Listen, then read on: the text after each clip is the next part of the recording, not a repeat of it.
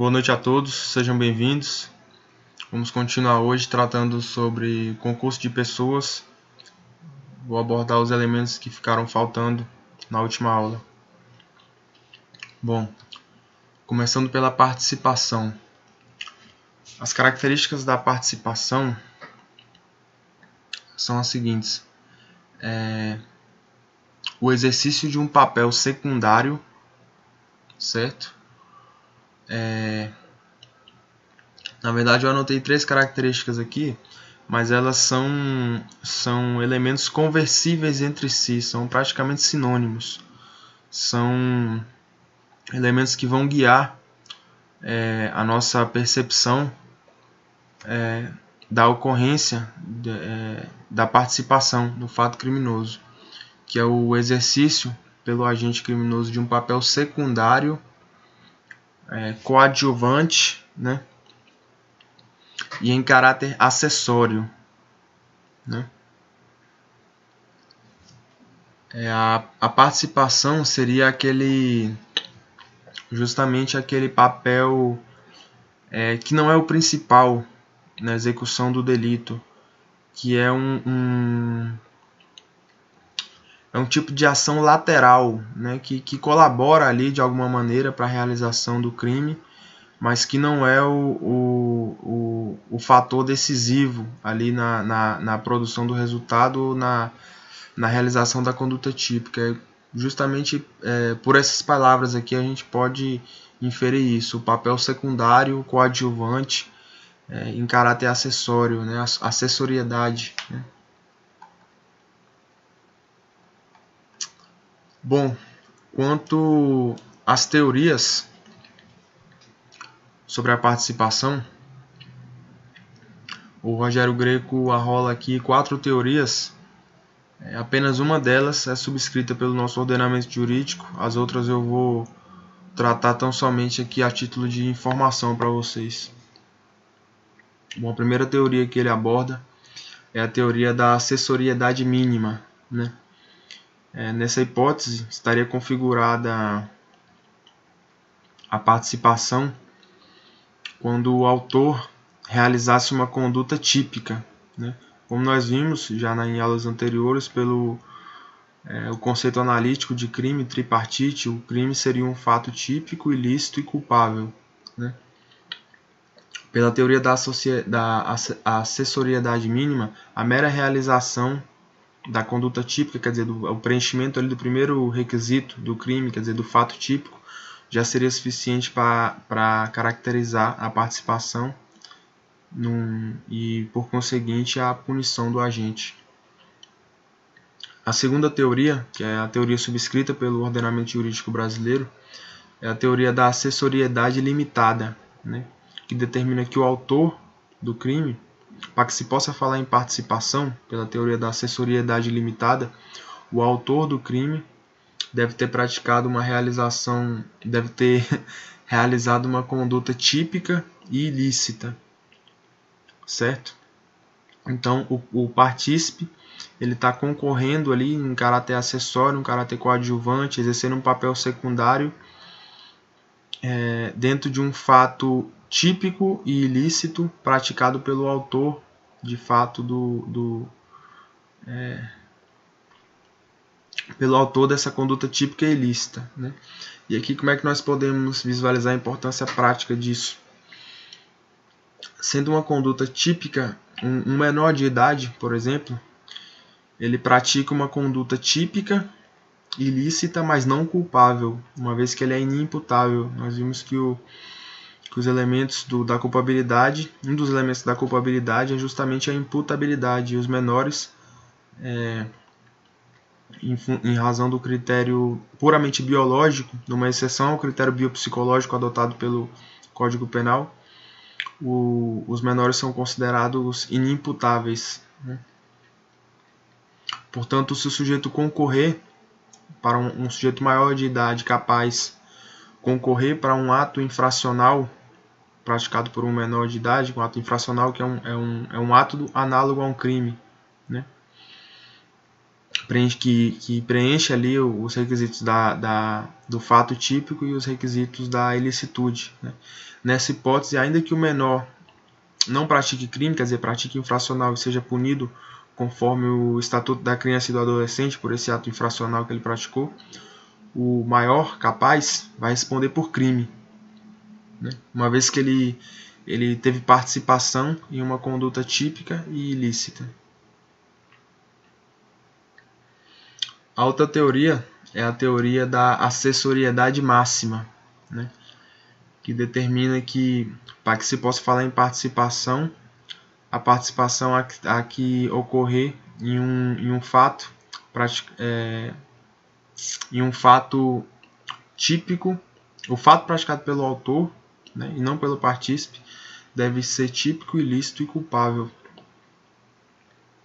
Estariam preenchidos todos os elementos do crime. Essa teoria não é subscrita pelo ordenamento jurídico brasileiro. A teoria da hiperacessoriedade preconiza a realização pelo autor de uma conduta típica, ilícita, culpável e punível. Então não basta que, por exemplo, se o fato praticado pelo autor tivesse sido alcançado pela prescrição, que é uma causa extintiva da punibilidade, a participação também seria elidida, quer dizer, também seria excluída a participação, uma vez que, pela teoria da hiperacessoriedade, seria exigível uma conduta típica, ilícita, culpável e punível, né, por parte do autor, para que se pudesse falar em participação por parte do partícipe. Mas a teoria que nós temos que guardar é a teoria da acessoriedade limitada, que é a teoria adotada pelo Código Penal, que determina somente a prática de uma conduta típica e ilícita por parte do autor do delito, quer dizer, do agente principal ali, né?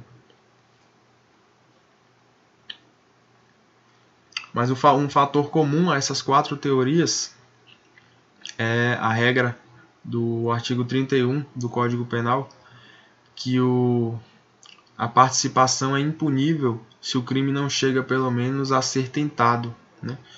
Vamos supor que um camarada deu todo o auxílio ali para que o outro realizasse, né, o crime, praticasse o crime, mas o sujeito que deveria praticar o crime nem sequer tentou praticar esse crime. Então, essa participação não é punível, né? Por mais que ele tenha incentivado, tenha prestado todo o auxílio, se o crime não chega nem a ser tentado, não há punição por essa participação.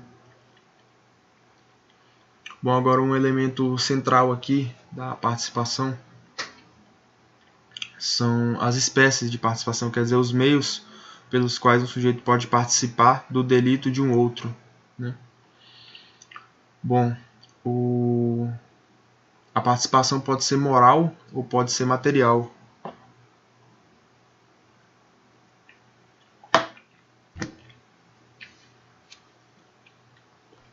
A participação moral, ela pode se dar por induzimento ou por instigação, né?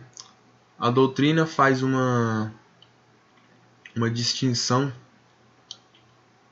aqui entre induzimento e instigação, no sentido de que o induzimento seria fazer surgir aquela ideia da prática do crime.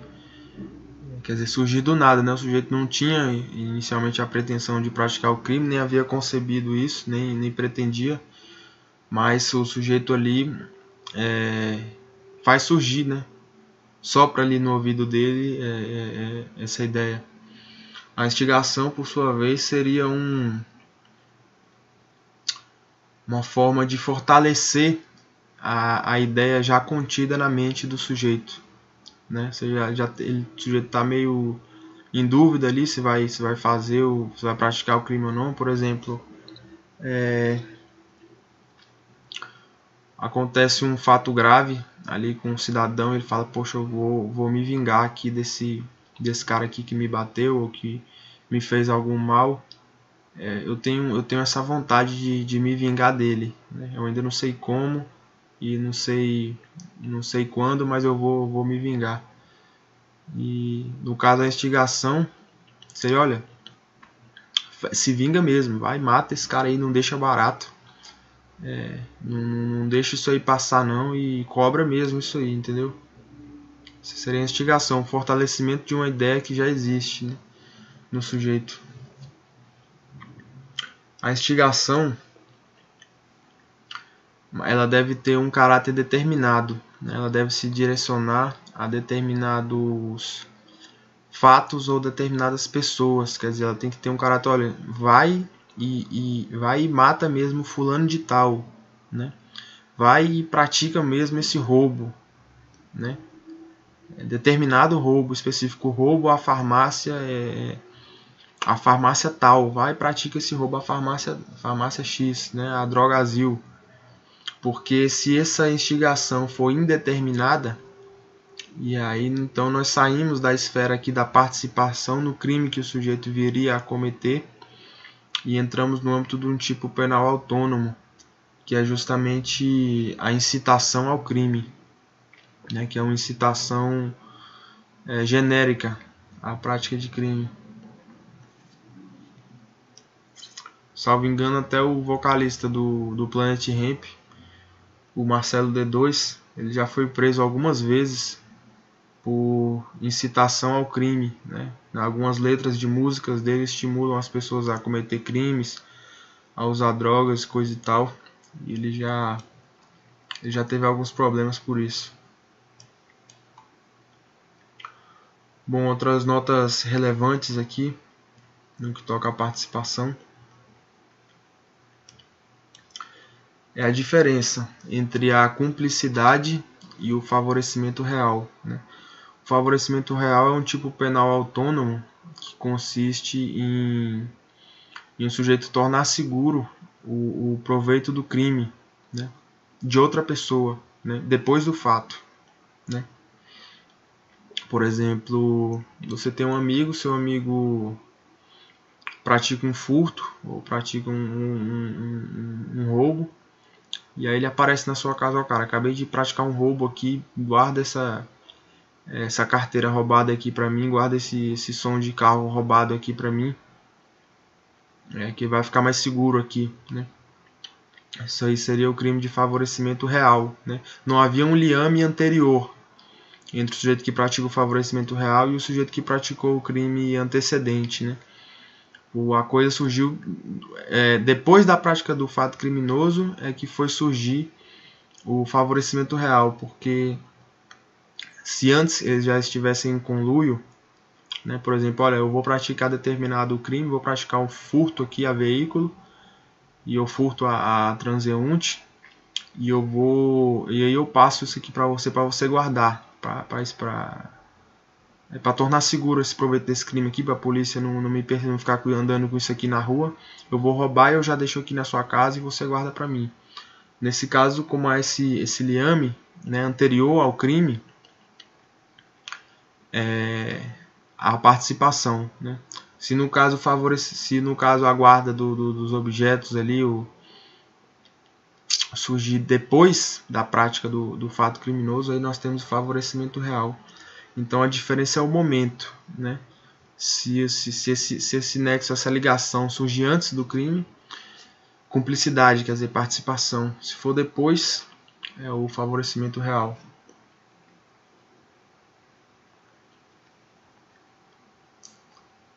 Uma outra nota relevante é a participação em crime menos grave, e que nós já abordamos aqui em outra aula. Trata justamente sobre a cooperação dolosamente distinta. Quer dizer, o sujeito estava envolvido em um crime e aí acabou acontecendo um crime mais grave, né, que ele não pretendia que ocorresse, né? Qual vai ser o critério para que possa ser imputado esse crime mais grave a ele ou não, né? Se o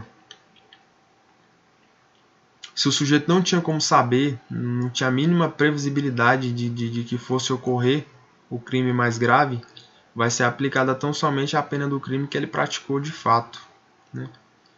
Agora, se ele tinha se o resultado mais grave era de alguma maneira previsível, né, vai ser aplicada ainda assim a pena desse crime menos grave que ele praticou, mas aumentada até a metade, né? Seria isso. Agora, se ele de fato quis o crime mais grave ou se assumiu de alguma maneira o risco da ocorrência desse crime mais grave, então ele responde como partícipe desse crime mais grave. Então, novamente, se o sujeito participar de um crime menos grave, em princípio, né, vai ser aplicada a pena desse crime menos grave. Se a pena do crime mais grave, se a ocorrência do resultado mais grave for previsível, ainda assim vai ser aplicada a pena do crime menos grave, aumentada até a metade, e vai ser aplicada, ele vai ser enquadrado no tipo penal do correspondente ao resultado mais grave, então somente se ele quis aquele resultado mais grave ou se de alguma maneira ele assumiu o risco da ocorrência desse resultado mais grave. Bom, se a participação for de menor importância, quer dizer, uma participação que não teve uma importância substancial, assim, de alguma maneira contribuiu, mas não foi um fator preponderante, desculpe, o sujeito fará jus à redução de pena, né? Quer dizer, a participação de menor importância é uma causa de redução de pena.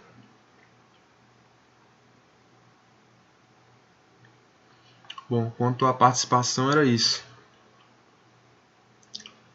Agora umas outras questões aqui que o Rogério Greco trata dentro do capítulo de concurso de pessoas. A questão dos crimes omissivos, né? Concurso de pessoas em crimes omissivos. Bom, estava dando uma olhada aqui no livro do Greco e antes de entrar diretamente na questão da participação na verdade, do concurso de pessoas em crimes omissivos, ele aborda a questão das circunstâncias, né? As circunstâncias são os dados periféricos e acessórios da figura típica, né, do tipo penal, e eles influem na graduação da pena. Por exemplo, no caso de roubo, né, tem ali a causa de aumento de pena, o emprego de arma de fogo, né, no caso, por exemplo, de homicídio, questão do contraascendente, descendente, esse tipo de coisa. Não, melhor dizendo, no caso do homicídio ali, quando tem a questão ali do motivo fútil, né, a paga, a promessa de recompensa, isso aí são as chamadas circunstâncias, né? São os elementos acessórios ali que gravitam em torno da figura principal, que no caso seria matar alguém, né? São questões que influenciam na graduação da pena, né? Se tiver presente alguma dessas circunstâncias, né, motivo fútil e etc., há um incremento ali na sanção. Em regra, essas circunstâncias, se forem de caráter pessoal, né, por exemplo, essa questão do motivo fútil, né, em regra, essas circunstâncias não se comunicam aos agentes, entre os agentes, né?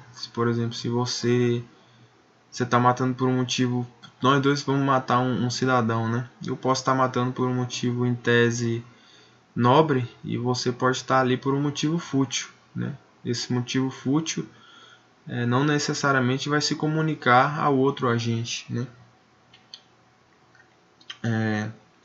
A exceção a essa regra de que as circunstâncias de caráter pessoal não se comunicam é na hipótese em que essas circunstâncias não são propriamente circunstâncias, mas são elementares do tipo. Os dados elementares são os dados essenciais da figura típica, são aqueles dados que caracterizam o crime. Por exemplo, no crime de peculato, ser funcionário público é uma elementar do tipo, né? Se você tira o funcionário público, a figura ali funcionário público não é mais peculato, né? Vai ser algum outro tipo de crime que não peculato. E nessas hipóteses em que a circunstância de caráter pessoal na verdade é uma elementar do tipo, ela se comunica entre os agentes desde que isso entre na esfera de conhecimento desses agentes, né? Por exemplo, você está concorrendo para um crime de furto em desfavor da administração pública, junto com o funcionário público, né? Você responder por furto ou por peculato vai depender justamente do seu conhecimento quanto à condição desse sujeito que está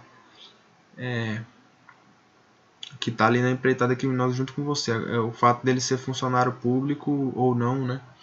E de ele estar se valendo dessa condição de funcionário público para praticar o crime, né? Para o qual você está concorrendo.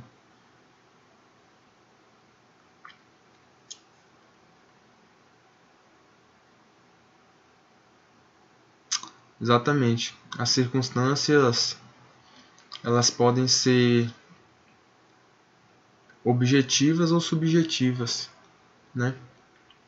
As circunstâncias objetivas dizem respeito ao fato delituoso em sua materialidade, né? Por exemplo, roubo com emprego de arma de fogo, né? E se isso entrar na esfera de conhecimento, na esfera cognitiva do partícipe, né? Você está ali com um camarada, ele para praticar um roubo, ele saca a arma ali, pratica o roubo, isso está dentro do script, né? Está dentro do previsto, né?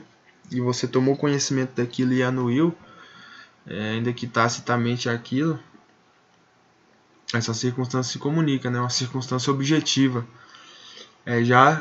Como pontuado anteriormente, a circunstância subjetiva, por ser de caráter pessoal, a regra é que ela não se comunique, exceto se for uma figura elementar ao tipo, né?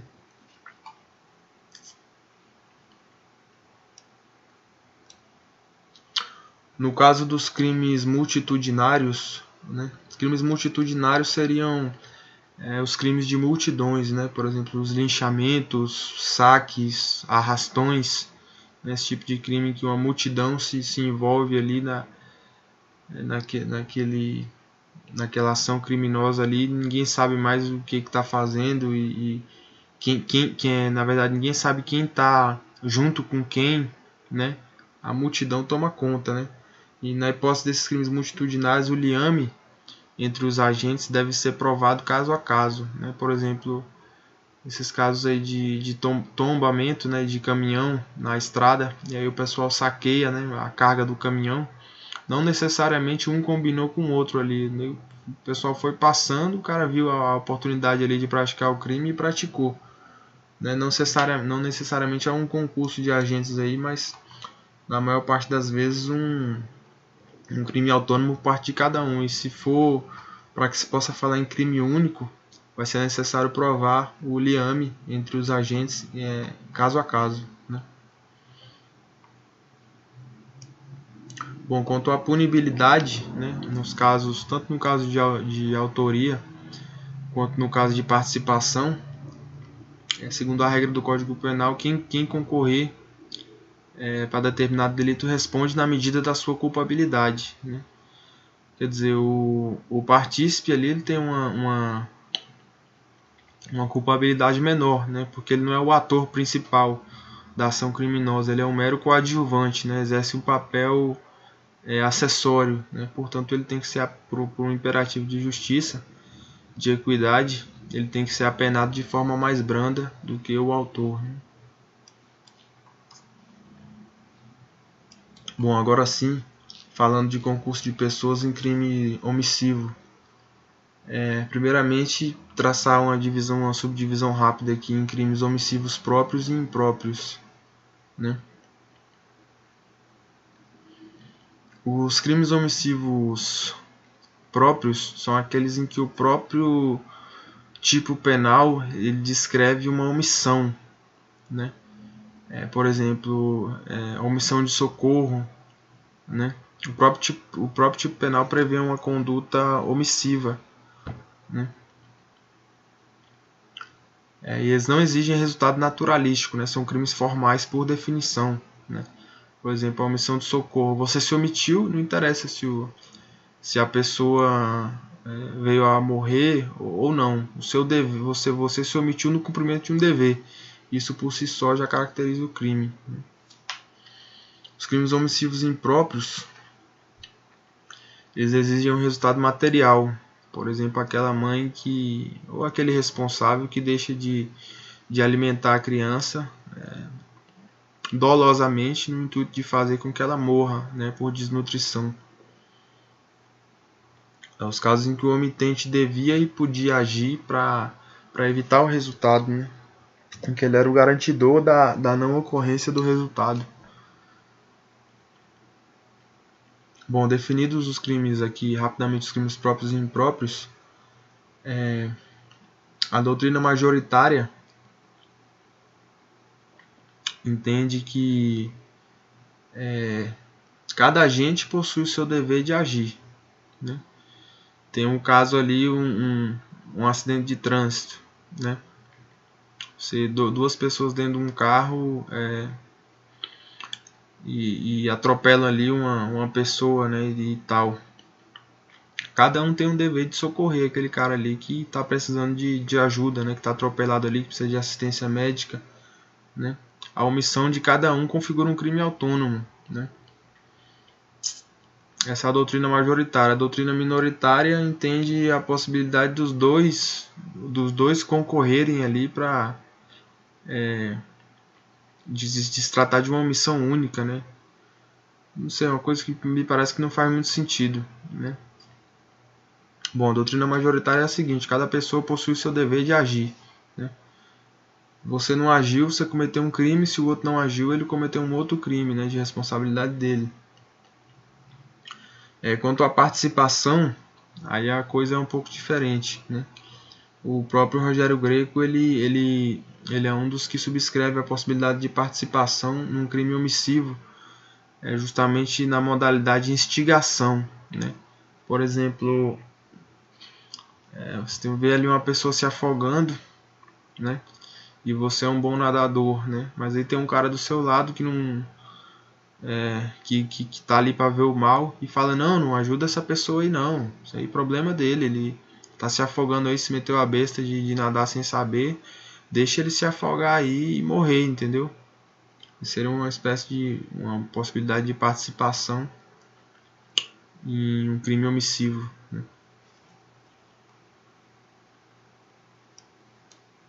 Quer dizer, na hipótese de que esse sujeito que está instigando, ele não teria possibilidade de ajudar a pessoa, vamos supor que ele também não saiba nadar, né? Ele não sabe nadar e ele está instigando o cara que sabe nadar a não ajudar, né? Porque no caso, se ele soubesse nadar e tivesse a possibilidade de ajudar, ele próprio estaria incorrendo no crime omissivo, uma vez que ele deixou de cumprir o seu dever, né?